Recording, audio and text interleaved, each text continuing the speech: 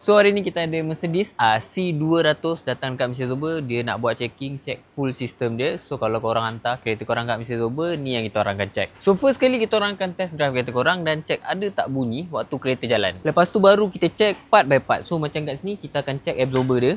Untuk bahagian belakang, ada beberapa kereta yang ada banyak part. Macam kat sini kita boleh tengok spring seat, kita boleh tengok rear arm, kita boleh tengok curve arm dan beberapa bushing yang ada dekat belakang ni yang boleh jadi punca untuk bunyi ataupun part-part yang dah rosak. So untuk bahagian depan pula kita akan check absorber dia. Kalau korang tengok absorber yang ni, kita tengok condition macam elok tapi ada kesan leaking dekat shaft dia. Untuk bahagian depan kita akan check sekali absorber link, lower arm, stabilizer bar. Sekali rear end, so kita akan check bushing kod mana part-part yang dah rosak dan datangkan bunyi.